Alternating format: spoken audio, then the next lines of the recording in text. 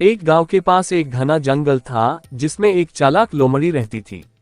उसका नाम था लालची लोमड़ी। लोमड़ी बहुत ही चतुर और धोखेबाज थी। अपने चालाक दिमाग से उसने जंगल के सभी जानवरों को कभी न कभी धोखा दिया था, लेकिन किसी को इसका पता नहीं चला। एक दिन गांव के लोगों ने जंगल के पास एक अनाज का गोदाम बनाया। लालची लोमड़ी ने गोदाम को देखा और तुरंत सोचा, अगर मैं सभी जानवरों को बेवकूफ बना दूं, तो सारा अनाज मेरे हाथ लग सकता है। उसने पहले मोरनी के पास जाकर कहा, मोरनी बहन, मुझे पता चला है कि तुम्हें नए दाने मिले हैं। क्या तुम मुझे थोड़े दाने दे सकती हो?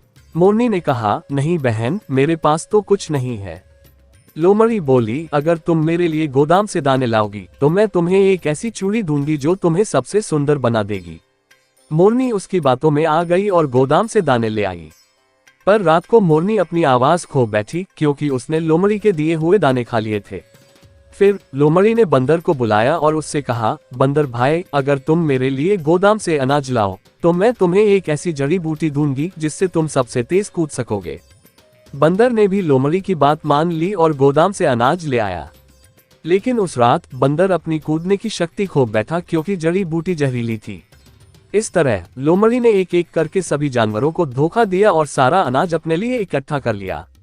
सभी जानवर भूखे मरने लगे, लेकिन उन्हें यह समझ नहीं आया कि उनके साथ यह सब क्यों हो रहा है।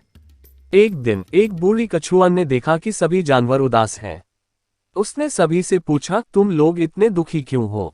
जब जानवरों ने अपनी कहानी बताई तो कछुआन समझ गई कि यह सब लालची लोमड़ी का काम है।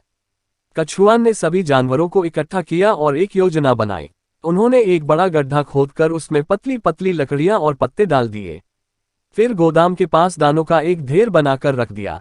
जब लोमड़ी वहां आई और दाने उठाने लगी तो उसने अपना संतुलन खो दिया और गड्ढे में गिर गई। सभी जानवरों ने मिलकर उसे पकड़ लिया और उसे सबक सिखाया। उसके बाद लोमड़ी ने कभी किसी को धोखा देने की हिम्मत नहीं की। इस कहानी से हमें ये सीख मिलती है कि लालच और धोखे का अंजाम हमेशा बुरा होता है।